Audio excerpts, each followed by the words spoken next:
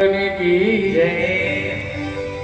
देखो, जीवन में भगवान सबको मिलते हैं, भोलों को भी मिलते हैं, कृपण को भी मिलते हैं। कृपण समझते हैं, कंजूस व्यक्ति को। एक सुंदर प्रसंग है। एक सेठ जी थे, बहुत अत्यधिक कंजूस, जिसने जीवन में सिर्फ पैसे को जोड़ा, कभी खर्च किया ही नहीं।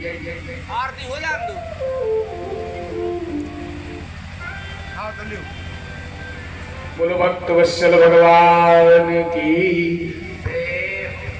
तो उन सेठ जी का नियम था कि वो जीवन में कभी दान नहीं करते थे और धन बहुत था। जैसे आपका ये गांव है, ऐसे गांव से सब लोगों ने अक्षय तृतीया का पर्व आ रहा था तो कहा चलो संगम में स्नान करने चलते। तो बस बुक की, तो उसमें एक सीट खाली रह गई। तो लोगों ने कहा, उनका नाम लक्ष्मीदास था, कहा उनको भी ले चलो। लोगों ने कहा कि वो किराया नहीं देंगे, कंजूस है। कहा सीट खाली है, बस जा ही रही है, पुण्य मिलेगा। सेठ जी को खबर भेजी, कहा भाई हम चलेंगे पर शर्त है क्या, ना तो हम दान करेंगे और ना वहां पर ना बस का किराया देंगे। कहा ठीक है चलो। चल दिए, बस पहुंची इलाहाबाद के संगम पर। सब उतरे तो वहां आपने देखा होगा, जाते ही साथ पंडे आ जाते हैं, दान करो, दीपदान कर लो, चिड़ियों को डाल दो, ये कर दो। तो सेठ जी ने अपना जैकेट ली और किनारा करके चलते चलते ऐसा घाट देखा कि जहां कोई पंडा ना मिले। तो हर तीर्थ स्थल पर एक घाट होता है, जलहरी घाट। वहां के पंडा भगवान शिव होते हैं, वहां कोई पंडा निर्धारित नहीं होता। तो ये जलेरी घाट पर पहुंच गए। तो जलेरी घाट पर पहुंचे तो नारायण, इन्होंने चारों तरफ देखा कि ये अच्छा हुआ, यहाँ कोई पंडा नहीं है, ना मुझे दान करना पड़ेगा और स्नान का फल मिल जाएगा संगम का। तो नारायण जैसे ही इन्होंने डिप्पी लगाई, अपने नाम की, बच्चों के नाम की, पत्नी के नाम की डुबकी लगा करके जैसे ही बाहर निकले तो भगवान शिव पंडा बन करके प्रकट हो गए। शंकर जी ने कहा अच्छा हुआ जजमान, 6 महीने से इस घाट पर कोई आया ही नहीं जजमान, मैं भूखा हूं, अब तो 1 साल की व्यवस्था हो गई, कुछ दान कर लीजिए। सेठ जी ने कहा महाराज मैंने तो कुछ लाया ही नहीं हूं, मेरे पास कुछ है ही नहीं। शंकर जी ने कहा चलो 3 महीने के लिए दान दे दो, अन्न कर लो, गौ कर लो, जो करना हो। सेठ जी ने कहा है ही नहीं। शंकर जी ने कहा 1 माह के लिए दे दो, मैं भूखा हूं, 6 महीने से कोई आया ही नहीं इस घाट पर। तो सेठ जी ने कहा कि भाई इस घाट पर तो कोई पंडा होता नहीं, ये तो शिव जी का घाट है, जलेरी घाट, जहां मुर्दे जलते हैं। शंकर जी बने पंडे ने कहा कि कहीं व्यवस्था नहीं हुई तो सेठ जी आज इस घाट पर आ गया हूं, मुझे पता था कि आप भगवान भोले के बहुत बड़े भक्त हो, इसलिए मैं आ गया। कोई बात नहीं, कहा कुछ तो दान कर लो, यहां तक आए हो, अक्षय तृतीया है, पुण्य मिलेगा, फल बढ़ेगा। सेठ जी ने कहा कि चमड़ी चली जाए पर दमड़ी ना जाए, मैंने जीवन में दिया ही नहीं है, मैं दूंगा तो मर जाऊंगा। अब नारायण बहुत प्रयास किया, सेठ जी ने कह दिया हम कुछ लाए नहीं। तो शंकर जी ने कहा उधार ले लो मुझसे। तो जजमान ने कहा ये अच्छा है भाई, ऐसे कोई संत पंडित मिल जाएंगे, हम ही को उधार दे दें, करा दे। कहा ठीक है, कितना करना, का एक आना ले लो। तो शंकर जी ने कुबेर के भंडारे से एक आना लिया उधार और जजमान से संकल्प करा दिया आपके हाथ पर रखकर।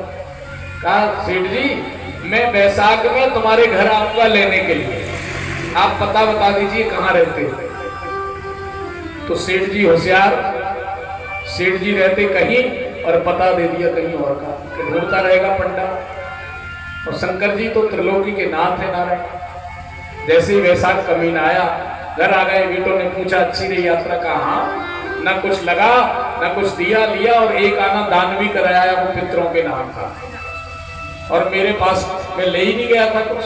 कहा फिर वो पंडा, कहा उसको गलत पता लिखवा दिया है तो उसको घर ही नहीं मिलेगा। अब शंकर जी महाराज वैशाख में पहुंच गए, उनको तो जगत का पता है। बाहर पहुंचे, आवाज लगाई कि मैं पंडा हूं, इलाहाबाद से आया हूं, तुम्हारे पिताजी एक आना लिखवाए। पुत्रों ने कहा पिताजी आप बोल रहे थे पता नहीं, वो तो पंडा आ गया। कहा कह दो कि अभी पिताजी है नहीं, बाहर गए, 2-3 दिन बाद आना तो दे दो, अभी तो भगाओ पंडा। बाहर चले गए। पुत्रों ने कहा है नहीं, सेठ जी तो कहीं गए। पंडा बने शंकर जी 3 दिन बाद फिर आ गए। कहा अभी आए नहीं है, कब आएंगे? कहा 5 दिन बाद। शंकर जी ने कहा ठीक है, जब तक आप अन्न गांव में मांग लीजिए, भिक्षावृत्ति कर लीजिए, फिर आ जाना।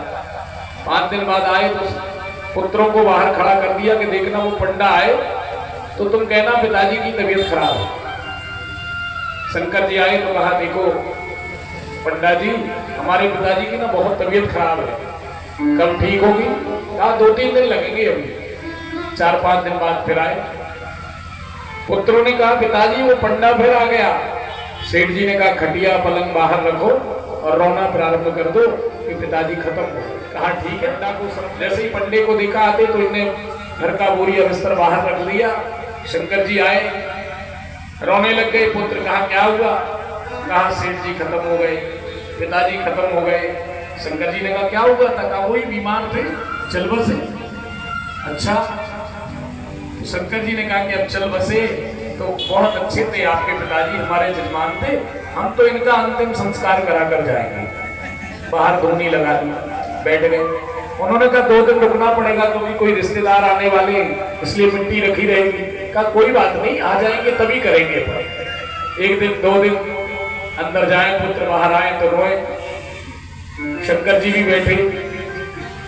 पुत्रों से कहा पिताजी ने कि देखो बेटा उम्र हो गई है, जाना सबने है, आया है सो जाएगा, राजा रंग फकीर, कोई सिंहासन चढ़ चला, कोई बंधा जंजीर। शंकर जी ने कहा तुम चिंता मत करो, मैं तुम्हारे अर्थी की तैयारी करता हूं। और अपनी योग माया से अर्थी बुलवा दी, लकड़ी बुलवा दी, बनने लगी। अब पत्नी अंदर रोए।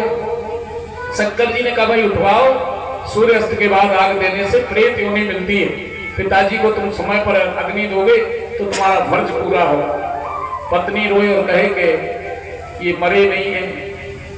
शंकर जी ने कहा हाँ देवी तुम सच कह रही हो, ये मरे नहीं है। पत्नी ने कहा सच कह रही हूँ, ये सच में नहीं मरे। शंकर जी कहते देखो कितना प्रेम है, पति मरने के बाद पत्नी कह रही कि मरे नहीं है। शंकर जी कहते देवी तुम सच कह रही हो। शंकर जी से पत्नी ने कहा अरे पंडा जी ये सच में नहीं मरे। शंकर जी ने कहा पत्नी पागल हो गई, इसको बदवा दो। बार बार कह रही मर गए और ये मरे नहीं है।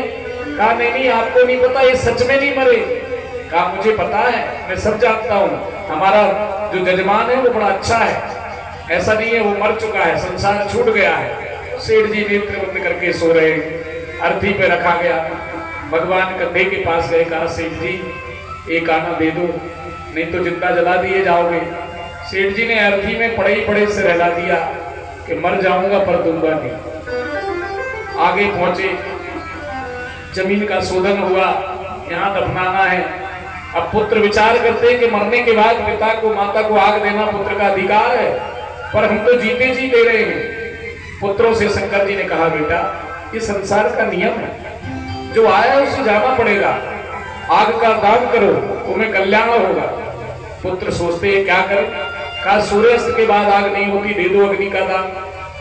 आग देने के पहले शंकर जी फिर गए, कहा सेठ जी एक आना की बात है, मैंने उधार दिया था दे दो। सेठ जी ने कहा मर जाऊंगा चल जाऊंगा पर एक आना दूंगा नहीं, क्योंकि जिंदगी में दिया ही नहीं है, ना दातव्यम न दातव्यम न दातव्यम कदाचन। मैंने जीवन में कभी किसी को कुछ दिया नहीं, मैंने जीवन पर जोड़ा है और जो जोड़ता है वो खर्च नहीं कर पाता। तो नारायण शंकर जी ने आदेश किया कि अग्नि जला दी जाए। अग्नि जला दी गई, चिता झरझर करके जलने लगी।